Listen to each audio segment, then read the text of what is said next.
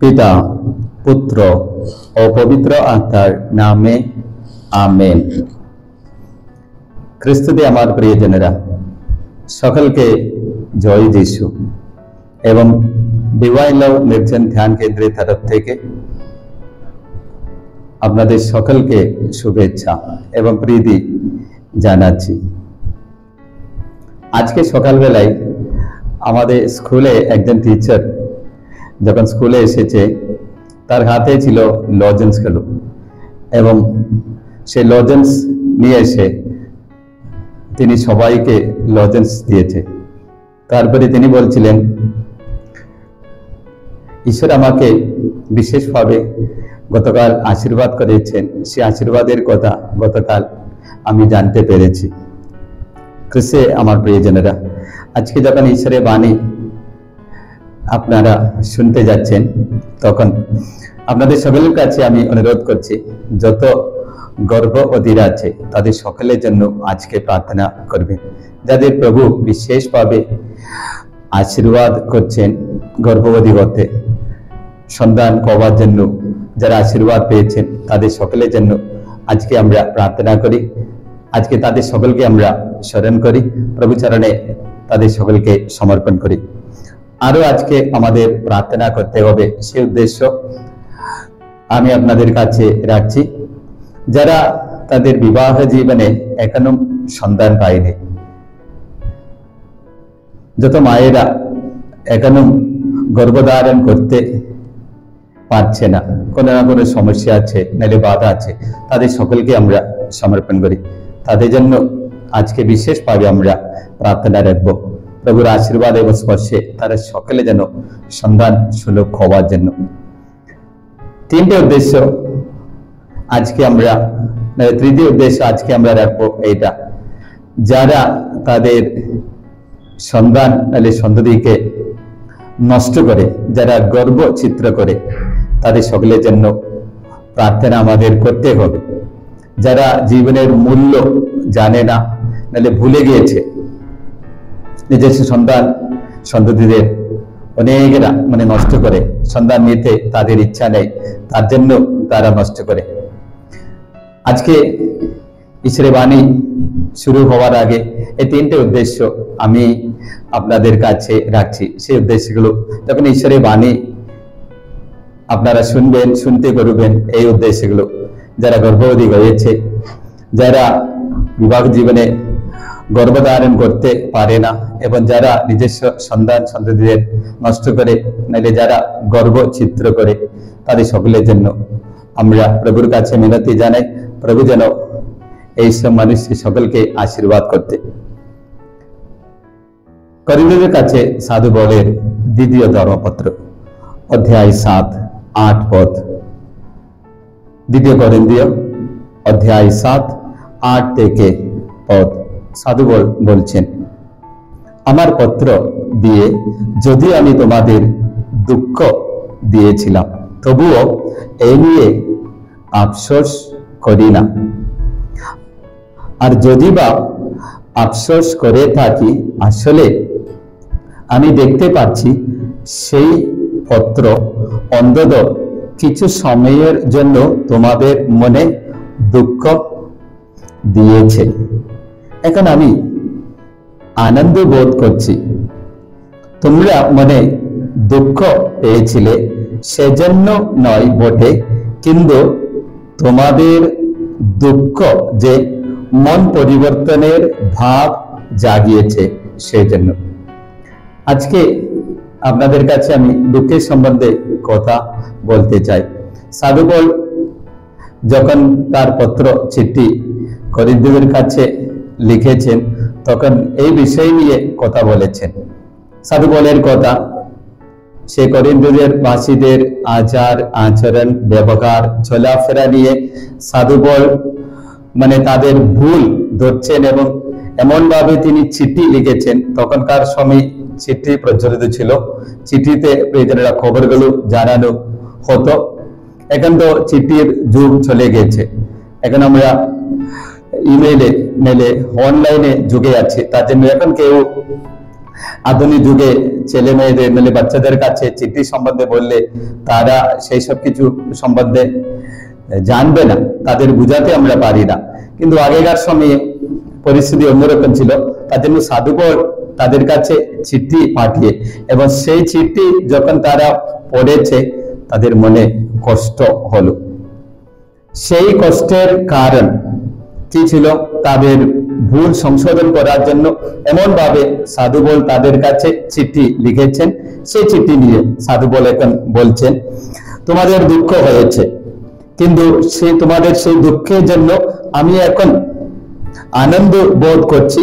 কারণ সেই দুঃখ কি দুঃখ হয়েছে প্রিয়জনেরা? তোমাদের দুঃখ যে মন পরিবর্তনের ভাব জাগিয়েছে। তাহলে তাদের দুঃখ মন পরিবর্তনের কারণ হয়েছে, সেই দুঃখ মন পরিবর্তনে পরিণত হয়েছে। ঈশ্বরের বাণীতে প্রিয়জনেরা আজকে যখন এই বিষয় নিয়ে আমি আপনাদের কাছে কথা বলছি, ঈশ্বরের বাণীতে দুঃখ নিয়ে অনেক কথাগুলো আমরা দেখতে পারি। আজকে 3 রকম দুঃখের সম্বন্ধে আমি আপনাদের কাছে কথাগুলো বলতে চাই। প্রথম অবস্থা প্রিয়জনেরা আদি পুস্তক থেকে আমি নিচ্ছি। আদি পুস্তক অধ্যায় 4 পদ। আদি পুস্তক অধ্যায় 4 পদ। প্রভু কাইনকে বললেন, তোমার এই রাগ কেন? তোমার মুখ বিষণ্ণ কেন?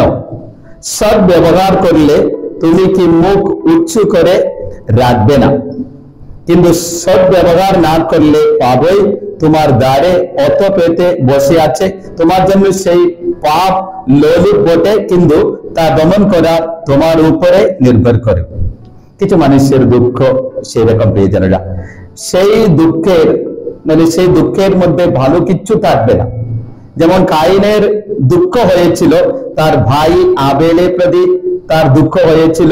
ঈশ্বর আবেলের অর্ঘ্য গ্রহণ করলেন এবং আবেলের অর্ঘ্য গ্রহণ করার পর ঈশ্বর আবেলকে আশীর্বাদ করলেন।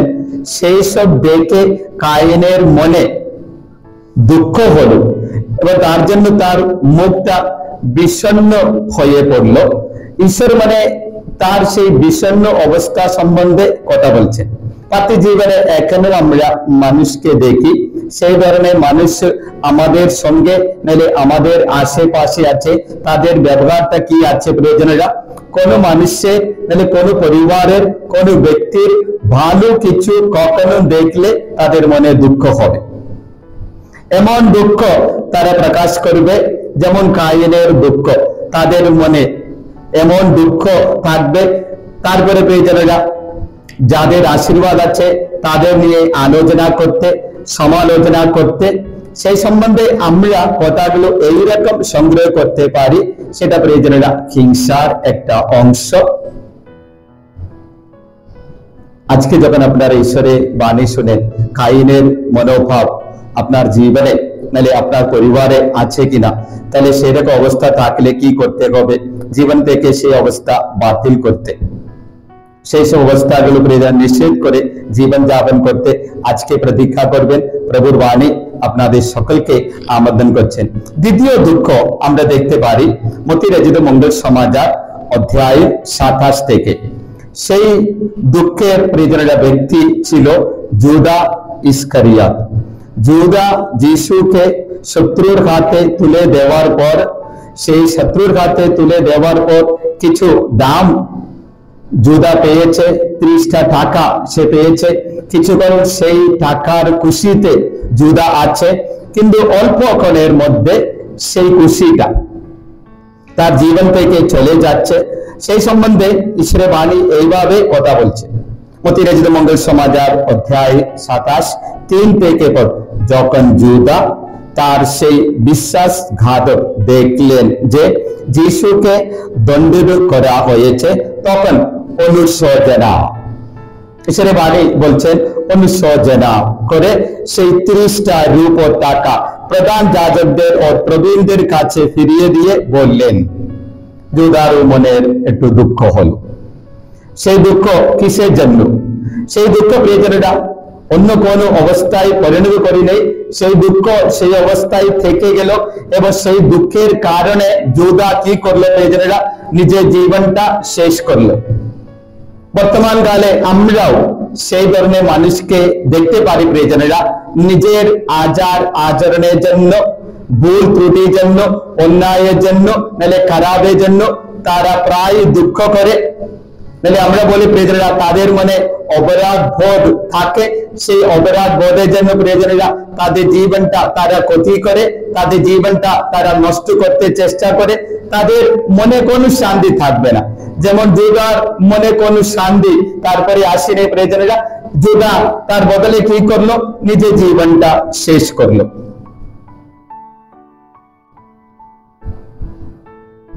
খ্রিস্টে আমার প্রিয়জনেরা, যখন ঈশ্বরের বাণী আপনারা শুনেন, শুনতে সুযোগ পাচ্ছেন, দ্বিতীয় অবস্থা আপনার জীবনে কোনো সময় হয়েছে কিনা, আপনার ভুল হয়েছে, নাহলে আপনার অন্যায় হয়েছে, আপনি পাপ করেছেন, যিশুর কাছে আসার বদলে নিজের জীবনটাকে নিয়ে এত কষ্টে, দুঃখে, নাহলে হতাশায় আপনি পড়ে গিয়েছেন, আজকে প্রভু আপনার কাছে এসে দাঁড়িয়ে আছেন জীবনটাকে পাল্টানোর জন্য।